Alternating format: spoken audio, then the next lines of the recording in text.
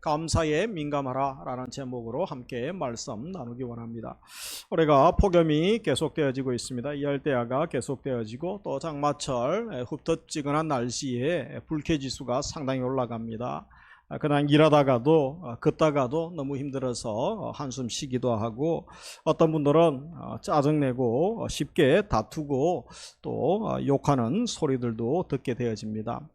그뿐만이 아니죠. 우리가 자녀들을 양육하다 보면 항상 가르치는 말 중에 감사합니다, 고맙습니다 이렇게 인사하라고 자주 가르치지만 잘 되어지지 않는 것이 또 그런 말인 것 같습니다. 왜 그렇습니까? 바로 인간의 마음이 악함을 증명하고 있는 것이죠. 그런데 아이들에게 그런 말을 했다가는 큰일 나죠. 아이들 입장에서 생각해 보면 정말 감사가 우러나오는 그런 상황이었는가 한번 또 물을 수 있음을 기억을 해야 되는 것입니다. 그래서 이 감사하느냐 감사하지 않느냐가 중요한 것이 아니라 이 감사의 마음이 중심으로부터 마음으로부터 우러나올 수 있는 그런 상황인가 우리가 먼저 생각을 해보아야 하는 것입니다. 많은 사람들이 은혜를 입고 도움을 입는 일, 그리고 나의 어떤 요구들, 나의 욕망들이 빨리 이루어지는 것은 본능적으로 얼마나 빠르고 민첩한지 모릅니다. 그러나 참 무감각하고 인색한 것이 한 가지가 있죠. 그 중에 한 가지가 감사하는 일에 우리가 그렇게 인색하다라는 것입니다. 그래서 오늘 읽었던 본문에 보면 예수님께서 하신 말씀 중에 이 감사에 인색한 사람들을 우리가 보게 되어지는 것입니다.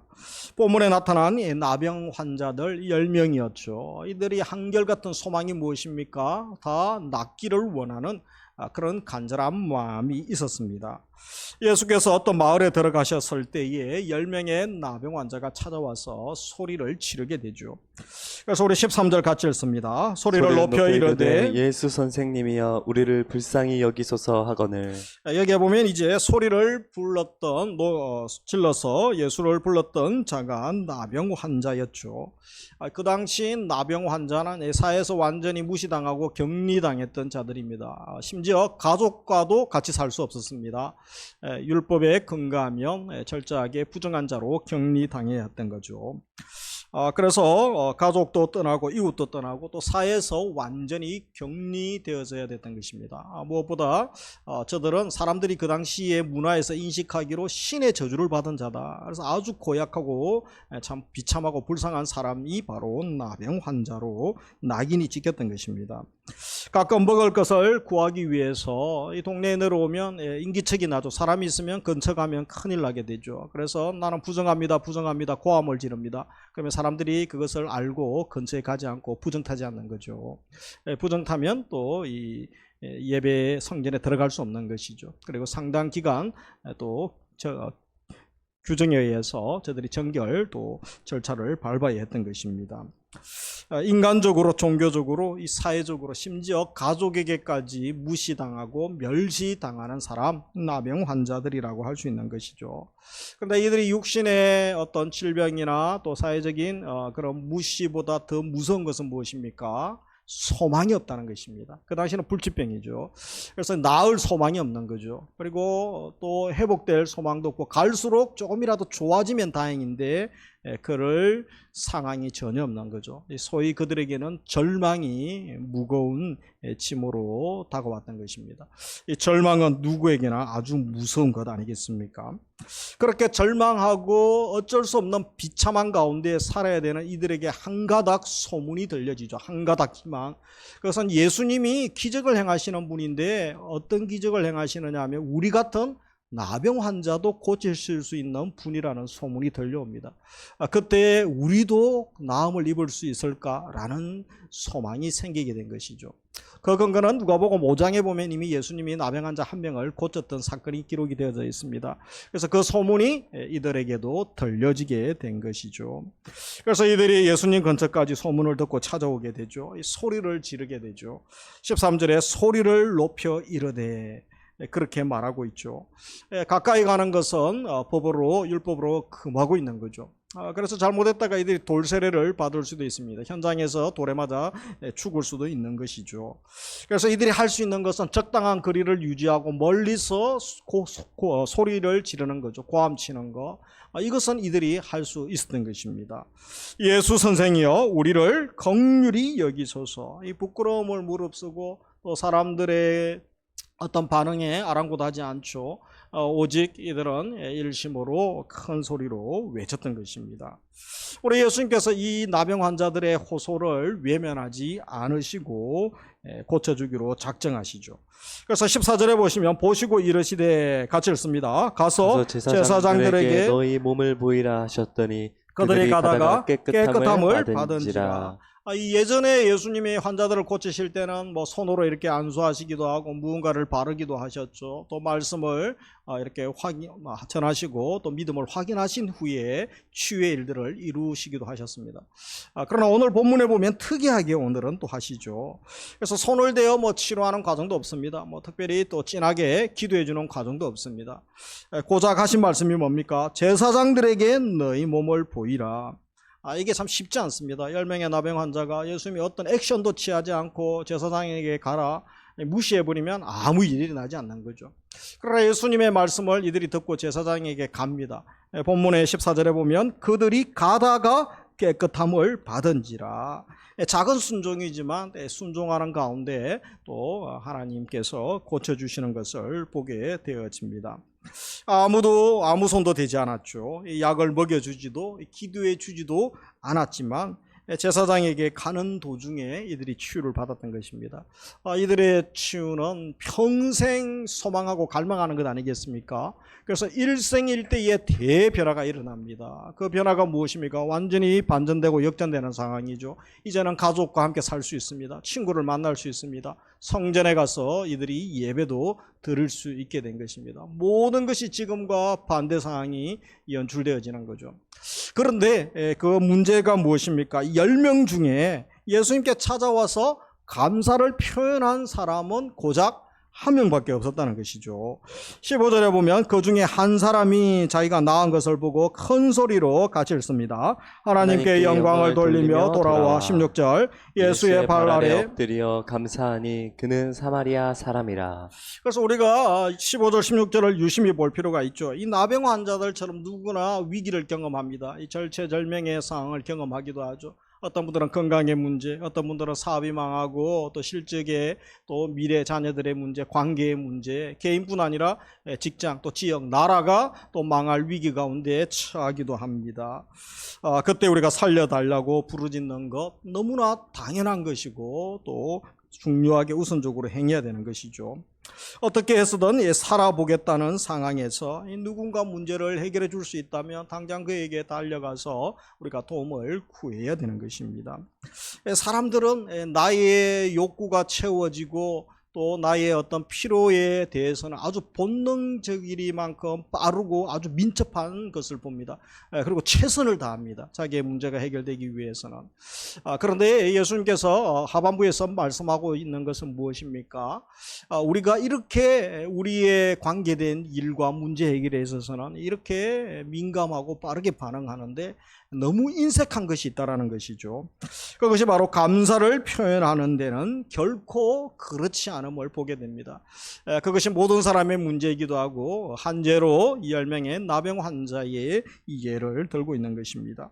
너무 인색한 것이죠. 그래서 고작 다 낫고 인생의 일대에 대천환이 일어났죠. 그러나 10명 중에 고작 예수님께 찾아온 사람은 10분의 1, 한 사람밖에 없었다는 것입니다. 그래서 우리가 여기서 무엇을 생각하게 되어집니까? 은혜는 잊고 싶어 하나 감사하는 일에 얼마나 사람들이 인색한지 보게 되는 것입니다. 내가 제 용서함 받고 또 하나님의 은혜를 입는 일 누구나 사모하죠. 누구나 또 그런 것에 관심이 많습니다. 그러나 감사하는 일에는 둔감한 인생임을 보게 되어집니다. 우리의 삶의 모습은 어떻습니까? 건강이 안 좋을 때는 빨리 건강이 회복되기를 또 기도합니다.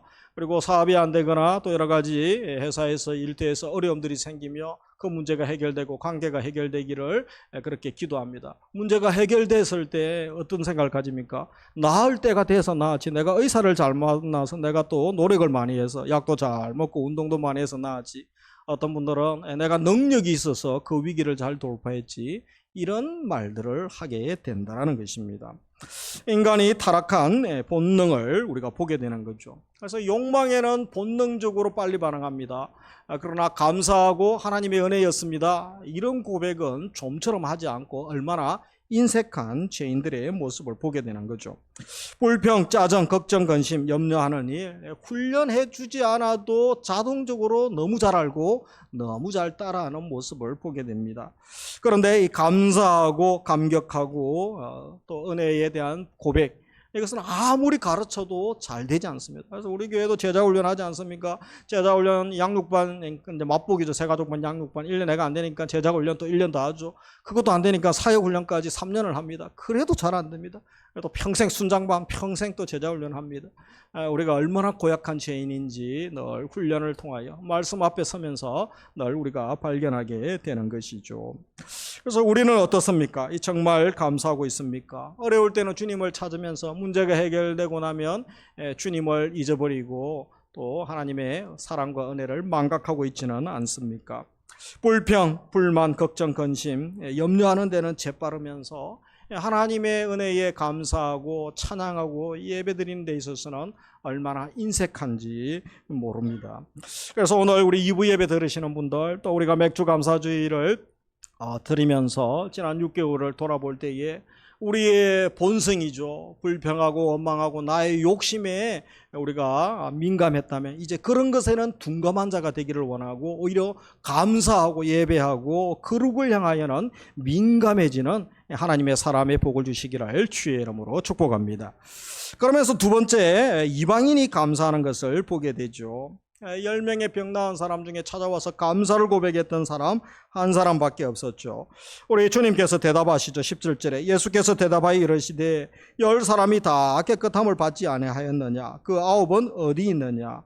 이 이방인 외에는 하나님께 영광을 돌리러 돌아온 자가 없느냐 하시고 19절 같이 읽습니다. 그에게 이르시되 일어나 가라, 내 믿음이 너를 구원하였느니라 하시더라. 그래서 여기 보면 아이러니한 사실이 있죠. 감사하러 온 사람이 누굽니까? 믿음 좋다고 생각하는 유대인들이 아니었습니다. 오히려 유대인들이 천대했던 사마리아 사람이죠. 이방인이었죠. 그 사람이 찾아왔죠. 그래서 문맥으로 보아 이 감사하지 않는 9명의 사람들, 이들은 하나님에 대해서 잘 알고 또 예법도 잘 알고 또 형식적으로 예배도 드리는 자들 아니었겠습니까? 소위 하나님의 성민이라는 자들이었죠. 이들이 유대인들이었죠. 근데 이들이 왜 예수님께 찾아오지 않았을까요? 여러 가지 이야기들이 있을 수 있습니다. 제사장에게 가라고 했으니까 제사장에게 가서 건강 진단서를 발급받는 거죠. 그 당시에는 이제 제사장이 인정을 해줘야 저들이 자유하게 가족을 만나고 예배를 드릴 수 있었던 것이죠. 그것이 더 중요했을 수도 있습니다. 그리고 또 생각하기는 굳이 제사장들이 예수님 싫어하는 거 알고 있는데 제사장들이 싫어하는 예수님 만나러 갈 필요가 있는가? 다음에 만나지. 내가 필요한 행정서류 다 발급받고 다음 시간 되고 여유되면 좀 다녀오지, 이런 생각을 가지지 않았겠습니까? 그러나 오히려 이방인으로 개 같은 백성으로 학대받고 멸시받았던 이 사마리아 사람이죠. 이 사람이 찾아와서 예수님께 감사하고 있는 것입니다. 이 사마리아 사람들은 이제 포로기 이후에 그 땅이 이제 혼혈 잡족이 들어오면서 우상 숭배하는 도시가 됐죠. 그래서 이제 그들이 이방인처럼 무시하고 유대인들이 그들을 좋아하지 않았습니다. 그런 무시당하는 자였죠. 그 무시당하는 것도 힘든데 나병 환자였습니다. 얼마나 그런 무시와 또 아픔들이 많았던 자입니까? 그런 사람들이 더 하나님의 은혜를 사모하고 또 감사를 표현하는 것을 보게 됩니다. 그래서 왜 유대인들이 그랬을까요? 하나님을 잘 아는 사람이 예배를 모르는 사람들도 아니죠. 오히려 내가 신앙생활을 오래 하고 하나님을 잘 안다고 늘 예배 드린다고 이런 분들이 감사에는 오히려 둔감할 수 있음을 지적하고 있는 것입니다. 종교적이고 의식적인 사람들이 훨씬 더 감사를 잘하는 게 아니고 감사에 인색할 수가 있다는 것이죠. 그래서 늘 하나님 섬기고 내가 하나님께 감사한다고 입술로는 고백하지만 정말 진심으로 내가 마음으로 주님께 감사를 표현하고 그것이 내 삶의 현장에서 나타나고 있는가 물어보아야 하는 것입니다. 이런 9명의 유대인들, 경건한 척하는 유대인들, 이들의 마음에는 어떤 것이 있습니까? 감사는 마음으로 하는 것이지 하나님 마음을 다 아시는데 우리의 내면을 다 아시는데 굳이 가서 찾아가서 감사도 이렇게 말을 하고 무언가를 드려야 되냐고 이런 생각을 가졌겠죠. 마음을 아시는 하나님께 마음만 고백하면 되지. 그런 종교 생활을 했던 유대인들이 많지 않았습니까? 예수님 때도 신앙생활 잘한다는 제자들이 그죠? 고로반 제도를 악용해서 부모 효도하지 않고 말씀에 순종하지 않고 자기 욕망을 채웠던, 그래서 예수님이 호되게 책망했었던 모습들이 있습니다. 우리도 그럴 수가 있는 것이죠. 그래서 오늘 우리의 감사가 어떠한 감사입니까? 습관적으로 드리는 감사인지 진심으로 마음으로부터 우러나오는 감사인지 물어봐야 됩니다. 형식과 의식, 의무감에 어쩔 수 없이 드리는 감사가 얼마나 많았는지 돌아볼 수 있기 원합니다. 그래서 이 마음에서 우러나오는 감사, 주님이 기뻐하시는 감사죠. 온 마음 다하여 주님께 감사합니다. 주님을 사랑합니다. 이 고백이 우리의 삶의 현장에 나타날 수 있기를 주의 이름으로 축복합니다. 우리가 감사헌금을 드릴 때 또 절기헌금을 드릴 때 그런 마음이 녹아져 있어야 되는 것입니다. 주님은 그 마음을 받으시는 것이죠. 그런데 오늘날 한국교회 또 신앙생활을 오래 하시는 분들이 이 감사가 너무 인색하죠. 하나님의 임재, 구원의 기쁨과 감격 이런 것에 너무 무감각해지기 시작하고 결국은 신앙의 껍데기만 남는 거죠. 화석화죠. 신앙의 화석화가 심각하게 진행되고 있는 것이 문제라는 것입니다. 우리가 마음으로 얼마나 감사를 표현하고 있습니까? 유대인들처럼 그냥 감사 의식만 남아있는 거죠. 그러나 진심으로 감사하는 것, 주님께서 그 삶을 받으신다는 것을 기억을 해야 되겠습니다. 만일 하나님께서 우리 삶의 주인이시고 주님이 나에게 주신 그 엄청난 생명은과 바꾸시면서 주신 이 구원의 감격과 은혜를 기억한다면 우리가 모든 것에 감사하고 또 진심으로 또 날마다 주 앞에 나오면서 감사하지 않겠습니까? 그리고 초두에 말씀을 드렸던 것처럼 우리가 삶을 돌아보면 조금만 내 삶의 6개월을 생각하고 아니 한 일주일, 한 달만 생각해 보아도 뭐 기적 중에 기적 가운데 살았던 것이죠. 여러분 올해 6개월 동안에 15만 명이 우리나라 사람들이 죽었습니다. 30만에서 35만 명이 죽는데 그죠? 15만 명이 죽고 우리 교회에도 여러 성도님들이 하나님 부르심을 받으셨죠. 때가 되면 하나님이 다 부르시는 거죠. 그리고 여러분 병원의 응급실이나 중환자실에 한번 입원해 보십시오. 얼마나 다양한 사고와 질병으로 병원에 오시는지 모릅니다. 그 많은 위기의 순간 천재, 지진뿐 아니라 쓰나미도 있고 그죠? 그리고 또 온갖 그런 또 재난들이 많지 않습니까? 잠깐 목적이 있기 때문에 언젠가 부르시지만 생명을 하루하루 연장해 주신 것, 내가 먹을 수 있는 것, 잘 수 있는 게 기적입니다. 걸어 다닐 수 있는 게 기적입니다. 어떤 분은 호흡을 못합니다. 숨을 못 쉽니다. 또 치아가 아파서 썩어서 음식을 못 드시는 분들이 있으세요. 다 가졌는데 밥 한 그릇, 죽 한 그릇 못 드시는 분들이 있지 않습니까? 그래서 우리가 날마다 그거 생각하면 수천 수만 가지 감사할 제목들이 많은데 그런 것에 너무 익숙하다 보니까 당연한 것으로 생각했다는 것이죠. 당연한 것이 아니라는 것입니다. 그래서 우리가 다시 한번 우리 삶에 순박하게 사마리아인처럼 감사를 찾고 또 감사를 드릴 때 주님께서 더 풍성한 감사, 깊은 감사로 나아가게 하시는 줄 믿습니다. 마지막 세 번째, 감사하는 자에게 더 큰 구원의 은혜를 주시는 것이죠. 우리 19절 같이 읽습니다. 그에게 이르시되 일어나 가라 내 믿음이 너를 구원하였느니라 하시더라. 지금 우리 주님이 감사할 줄 알고 찾아온 그를 보시고 내 믿음이 너를 구원하였다. 그렇게 말씀하시죠. 그래서 중요한 것이 무엇인지 우리가 알아야 됩니다. 내 아픔이 치유되고 내 상처가 치유받는 것도 중요합니다. 더 중요한 것은 무엇입니까? 그런 치유를 주시고 위로해 주시는 주님 앞에 나와 주님과 인격적인 관계를 맺는 거죠. 그리고 주님의 사랑과 주님의 위로하심을 경험하고 믿음에 반응하는 거죠. 오늘 본문에서 믿음에 반응한 이 사람의 행동은 뭡니까? 감사로 표현한 것이죠. 그래서 감사가 믿음의 행위에서 나온 것이었습니다. 그래서 그에게 더 큰 복을 주시죠. 그것은 육신의 치료만 아니라 영혼의 구원, 구원의 복을 그에게 주시는 것입니다. 그래서 우리가 본문에 보면 이 감사가 구원과 연결되어지는 예수님께서 말씀하시는 특이한 본문을 보게 되는 것이죠. 왜냐하면 아무나 감사할 수 없는 거죠. 믿음의 반응이 감사이기 때문에 그렇습니다. 그 믿음의 반응을 보고 주님은 구원을 허락해 주신 것이죠. 그래서 이 10명 중에 9명은 육신의 질병은 나왔습니다. 그래도 부분적으로 순종해서 그죠? 제사장한테 가는 중에 몸이 나왔죠. 그러나 그들이 100년, 200년을 살겠습니까? 조만간 저들이 죽었을 것입니다. 그리고 어떤 질병이나 사고로 죽었겠죠.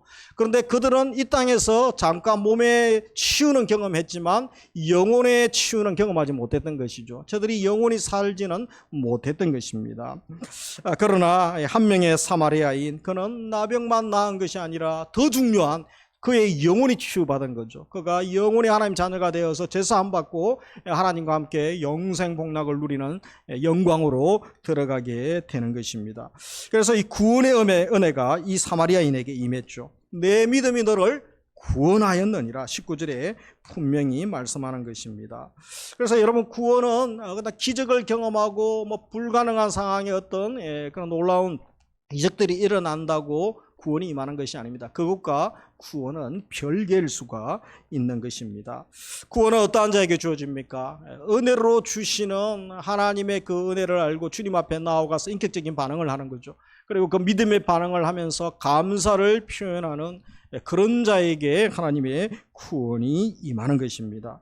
병 낫는 것, 상처와 고통이 치유되는 것, 절실한 분들에게는 당연히 필요하죠. 그런 일들이 또 성령의 역사로 일어납니다. 그러나 그것은 여러분 준비 과정입니다. 과정. 결과가 아니죠. 목적이 아닙니다. 결국은 영혼 구원이 목적임을 알아야 되는 것입니다. 그런 것이 있다고 또 다 영혼 구원 받을 수 없는 것이죠. 그래서 예수님 때도 병 고침 받고 초자연적인 역사를 경험한 사람들이 수만 명입니다. 그들이 다 구원받지는 않았습니다. 예를 들면 오병이어를 경험한 그 역사를 경험한 사람이 남자들만 5,000명이며 아이들 여인들까지 하면 2만 명은 넘지 않습니까? 그들이 그 표적을 경험했다고 다 구원받았을까요? 그렇지 않다라는 것입니다. 이 시대에도 초자연적인 하나님의 역사를 경험하는 분들이 있습니다. 신유를 경험하는 분들도 있고 환경이 열리는 그런 기이한 일들을 경험하는 자들도 있습니다. 그들이 다 구원받았을까요? 그렇지는 않다라는 것입니다. 그래서 중요한 것은 무엇입니까? 그 기적을 일으키신 예수님이 나를 사랑하셔서 내게 은혜를 주시는 예수님, 그 예수님을 믿는 거죠. 그 예수님을 믿고 주님의 사랑에 감사로 반응하는 그 사람, 믿음의 행위를 보이는 그 사람에게 구원의 은혜가 임한다는 것을 우리가 기억해야 되는 것입니다. 주님은 감사할 줄 아는 그 한 사람에게 덤으로 제일 중요한 것을 주셨죠. 구원의 은혜를 주셨던 것입니다. 온 인류가 구원받지 못하는 것, 그 이유가 무엇입니까? 십자가의 보혈의 능력이 약해서 그렇습니까? 그렇지 않습니다. 주님이 목숨 주시면서까지 우리를 살려주시고 십자가에 생하신 그 놀라운 사랑과 대속의 은혜죠. 그것에 감사합니다. 아멘으로 받고 믿음으로 반응하지 않았기 때문에 우리에게 구원이 임하지 않는 것입니다. 우리 주위에서 그런 사람들을 너무 많이 보게 되는 것이죠. 하나님의 은혜는 모두에게 임합니다. 그리고 하나님이 능력을 주시면, 은혜를 주시면 누구나 다 체험할 수 있죠. 그러나 아무나 체험할 수 있는 것은 아닙니다. 바로 믿음으로 반응하는 사람이죠. 반응하는 믿음, 감사를 표현할 수 있는 그들에게 하나님의 구원의 역사가 임하는 줄 믿으시기 원합니다. 그래서 지금 상황에서 우리도 순박하게 이 사마리아 나병 환자 치유받은 이 환자처럼 순박한 감사로, 순전한 감사로 주님 앞에 나아가는 것, 주님께서 기뻐하시는 것입니다. 나의 삶을 한번 돌아보기 원합니다. 나는 이 9명의 나병 환자 같은 신앙을 하고 있지 않습니까? 대다수가 그렇게 합니다. 내가 질병이 낫는 것, 내 문제 해결받는 것, 자녀들이 잘 되는 것, 이 땅에서 성공하고 편하게 사는 것, 이것이 대다수의 목적 아닙니까? 그러나 한 명의 나병 환자는 순박한 감사로 나아갑니다. 그에게 참된 주님만이 주시는 구원의 기쁨을 그는 경험할 수 있었던 것입니다. 나는 어느 쪽에 가까운지 우리가 맥주감사 주일을 맞이하면서 또 지난 6개월을 돌아보면서 우리의 삶을 돌아볼 수 있기 원합니다. 나는 감사에 얼마나 민감합니까? 어떠한 상황에도 또 감사의 삶을 살아가고 있습니까? 영국의 대문호 찰스 디킨스라는 분이 있습니다. 어릴 때 아주 극심한 가난 가운데 살았다고 합니다. 그런데 작은 친절에도 감사하는 법을 배우게 됩니다. 그가 크리스마스 캐롤이라는 작품이 있죠. 그래서 이 구두쇠에 고약한 영감, 그죠? 스크루지가 변화가 되어지죠. 감사를 통하여 변화되어지는 감사의 힘을 또 기록을 하고 있습니다. 그러면서 이 디킨스가 하는 말이, 그는 평생 자기를 도와준 사람들에게 감사 편지를 보내는 것은 잊지 않았다고, 습관으로 늘 감사의 편지를 그렇게 보냈다고 합니다. 이 디킨스의 작품은 우리 많은 후대 크리스찬들에게 엄청난 감동을 주게 되죠. 그래서 주님의 생애라는 소설이 있습니다. 이 작품이 나중에 만들어지게 되는데, 최근 우리나라에서 또 그 영상 매체 쪽에 관계되는 분들이 이것을 애니메이션으로 만들었어요. 킹 오브 킹즈라고. 미국에서 히트를 치지 않았습니까? 미국에서 여러분 그 많은 한국 영화들보다 최고로 많이 또 인기를 누리고 소문이 났죠. 예수님의 생애에 종교적인 이 애니메이션을 어떻게 전 세계 사람들이 주목할 수 있습니까? 그래서 우리 교회가 7월 16일 날 이제 우리나라도 이제 상륙하게 됩니다. 그래서 우리 교회인들 전 교인들이 장로님들하고 논의해가지고 뭐 100% 드리고 싶지만 제 마음은 그래도 한 50%라도 할인을 해가지고 후원해서 볼 수 있도록. 그래서 친구들, 예수님 안 믿는 친구들, 어린이들 주일학교 행사, 청소년부 행사할 때도 같이 단체로 가고 홍보를 해야 돼요. 그리고 또 함께 교제하고 복음을 전할 수 있고, 우리 믿는 분들은 좀 위로를 받을 수 있는 것입니다. 이 디킨스가 이런 좋은 일을 하신 것이죠. 존 버년이라는 분이 있습니다. 존 버년, 17세기 종교적 신념 때문에 감옥살이를 많이 했습니다. 12년 동안 감옥에 있고 또 나왔다가 또 감옥 생활을 하게 되죠. 근데 그가 감옥에서 이 하나님께 감사하며 이 철로역정이라는 책을 기록하게 되죠. 감옥 생활이 힘들고 비참하지 않았습니까? 그렇죠. 근데 이런 말을 하게 되죠. 감옥이 나에게 글을 쓸 시간과 영감을 주었으니 참으로 감사합니다. 그래서 그의 철로역정 때문에 우리 그리스도인들의 신앙의 고난의 여정, 성화의 과정을 가장 잘 설명하고 있는 거 아닙니까? 아직 읽지 않으신 분들은 영상도 있습니다. 영상 만화로도 보실 수 있습니다. 저도 자주 봅니다. 그때 얼마나 감동을 받고 또 위로를 받는지 모릅니다. 우리가 몇 년 전에 다니엘 기도회 강사 중에 지선 전도사님이 있었죠. 찬양 사역자 아닙니까?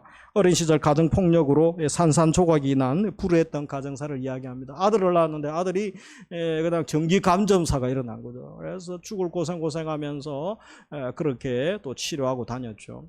근데 돌아보니 지난 날이 다 감사합니다. 다 하나님의 은혜였습니다. 우리 오늘 찬양대가 그분 찬양을 했죠. 또 우리 설교 후에 찬양도 그분 찬양을 또 하게 될 것입니다.